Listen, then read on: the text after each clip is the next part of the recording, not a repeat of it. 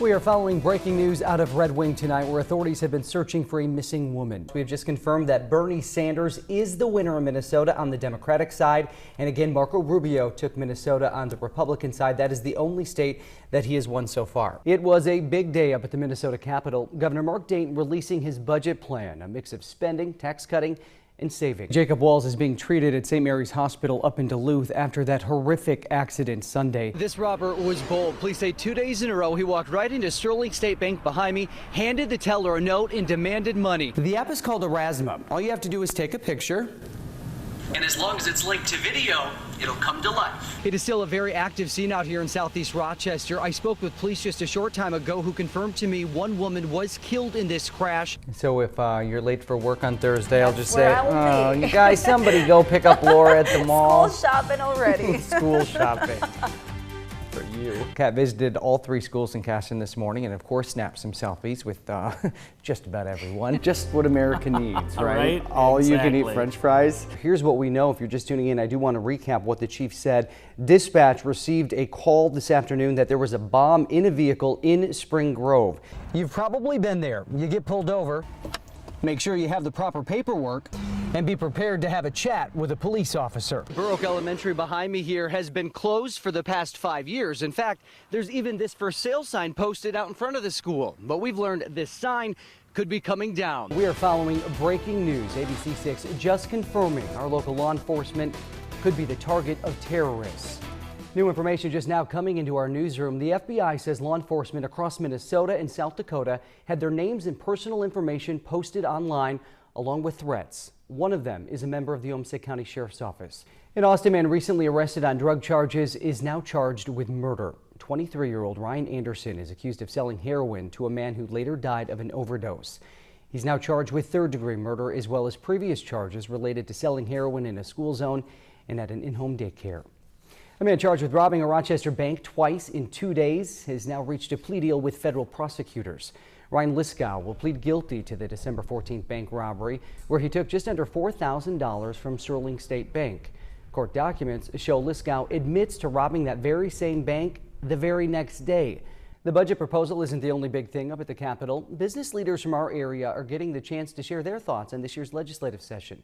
ABC 6 News reporter Carson Forsman met up with them today in St. Paul. If you're a mom, you know sometimes it can be tough. Being a single mom, even more difficult. Coming up, how a successful program up in the Twin Cities could provide support to single moms right here in our area. But some snow showers, James, rounding things out. St. Patrick's Day, Friday, Saturday, if you're wondering about accumulation, I just don't see it here locally. Too light and also too warm of a scenario. Yeah, but what are we? We're talking about lightning, thunder, and snow. Yeah, very potent storm. Yeah, that's Minnesota. Thanks, Chris. You know, the gloomy weather today didn't stop people from heading out to the Olmsted County Fairgrounds. It is the 34th year for the Egg Renews Farm Show. The 2-day event can see up to 8,000 visitors, and it offers more than 100 exhibits. Also displays of the latest farm machinery. A national honor for the Olden Congress School District. This is pretty cool. The district is one of 15 school districts in the entire country to be given a $50,000 grant. It's part of the Athletic Trainer Initiative. The money develops programs to provide student athletes with the expertise of athletic trainers so then they can help out during sporting events. With the sun shining on a beautiful spring day, standing at this spot still brings Rita Seha to a very dark place. 911 emergency. That was the deadliest drunk driving incident in Minnesota history. 6 years ago, a drunk driver slammed into Rita's van, killing her best friend and 4 of her own family members. And I keep remembering back what we were doing on the day, like today, what we were doing, and this whole month's been pretty hard on me. But as time has passed, Rita has moved forward and forgiven the man who caused the crash. I kind of looked at Chris as kind of like a son of my own, you know. I wouldn't want anyone to hate my son. The two now attend speaking engagements together, like this recent one at a high school in Winona. Together, him and I will try to keep this word going to help prevent it from happening to anybody else. Which is something James Temple saw when we posted the story on our station Facebook page. Hi, Rita. Hi. Probably don't recognize me. I'm James. I was a flight nurse that was on that night when you got in your accident. I transported your grandson. Thank you. I'm sorry it turned out the way it did. The two now reunited. James telling Rita the accident has haunted him since the night it happened. It was the moment that's going to stick with me forever. I'll never forget it. And he never thought he'd be able to forgive Thank you for saving my life. until seeing how Rita has. My friend and my side partner as a survivor. If somebody like you, who was affected so much by that accident, could forgive, I have no excuse not to. And you've allowed me to release a lot of anger and a lot of pain. She turned him from a monster in my mind back into a human being. Proof that compassion and the power of the human spirit can bring a bright spot, even in the darkest of days. And I hope that this kind of now is the start of letting go of some of these emotions and memories. I'm sorry. In Rochester, James Wilcox, ABC 6 News. Come next week, Workout World in Rochester could be closed. ABC 6 obtained these court documents alleging the gym is behind on its rent by nearly $74,000, not paying for the past 3 months. Now the landlord has filed papers to force an eviction. Yeah, that's really not okay. Gym members we spoke with knew nothing about it. What are your thoughts, being that the news had to tell you that it could be closing down and the gym didn't tell you themselves? It's kind of embarrassing for the gym, I'd say. Employees who didn't want to go on camera say they too have been left in the dark, and they've continued signing up new members. Yeah, that's pretty upsetting. Logan Newer just joined a few weeks ago. They need to figure their stuff out before they get new members. And they need to, when you sign up, they should really tell you that. And we've learned this isn't the first time something like this has happened. A year ago, a similar case in St. Cloud. Back then, Workout World behind on its rent close to $100,000. WOW was evicted and abruptly closed. Unreliable, untrustworthy. Chelsea Johnson once worked at Workout World in St. Cloud and was a member when it shut down. Everything was kept secret. Management at a club level was never informed of anything. They weren't taken care of. You never heard from the owner. He really didn't seem to care at all. ABC 6 has repeatedly reached out to WOW executive Steve Borgi, whose name is listed on both court cases. Hi, it's James Wilcox trying to get in touch with Steve Borgi again. Our calls and messages went unreturned. It's serious. Frank McAnulty is an attorney in Rochester. He's not connected to the Workout World case, but practices eviction law. So from the date of the eviction hearing, how quickly could they be forced to move out? Well, there's a bit of a paperwork process, but in practice, it could be as little as 2 days. Wow, so it could be fairly quick. It could be extremely quick.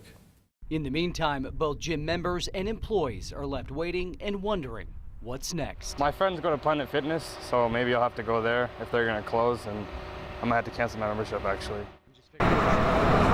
People driving by this section of Interstate 90 near Elbert Lee.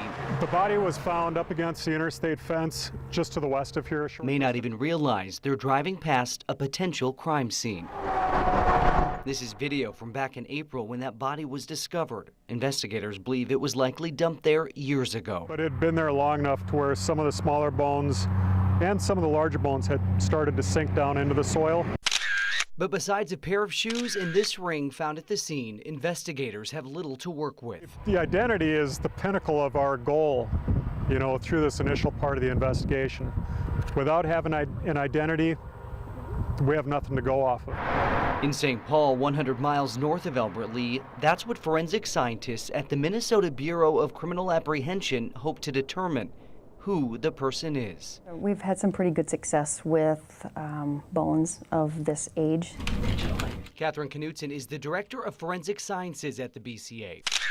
In 2013, the agency started a renewed effort to help identify the nearly 70 sets of currently unidentified remains that have been found in Minnesota, including the ones from Freeborn County. Much of the work done to identify the human remains happens in this mitochondrial DNA lab. We can't go inside because of how sensitive that work is. In fact, only the forensic scientists are allowed in. Recording video through a glass window, we're able to see some of the work scientists are doing. Mitochondrial DNA testing is a specific type of DNA profiling which is most commonly used when working with remains that are old or degraded. Mitochondrial DNA is maternally inherited, and so it's a different type of DNA. It has different powers. So when we're looking at families and we are trying to match unidentified individuals to family members. We can trace that maternal line with that type of DNA testing. Which is what happened in the case of Michelle Boucher. We're here today to announce that Michelle Boucher was 18 years old when she disappeared from her family's home in Texas. Boucher's body was found off Interstate 90 near Blue Earth back in 1980. A state trooper admitted killing her, but nobody knew who she was.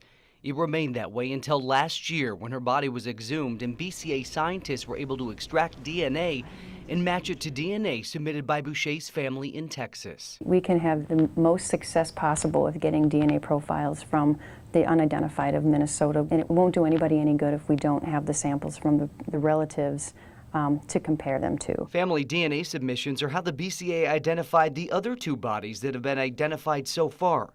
Perlene Walton, who vanished in 1993, and Cassandra Rines, who went missing in 1985. Women whose families now have some answers. Although the answers that we are able to provide when we do come up with an identification of some of these unidentified remains, these unidentified individuals aren't necessarily the answers the families have been waiting for, but at least they have an idea of where their loved ones are now. And asked him if he'd heard anything. Back in Albert Lee, Sheriff Freitag is also hoping forensic science will provide him with some answers and possibly help solve a case. I want to be able to know if a crime occurred that resulted in this person's death, or if there's nothing suggesting that a crime took place, see if we can notify family and get some closure that way too.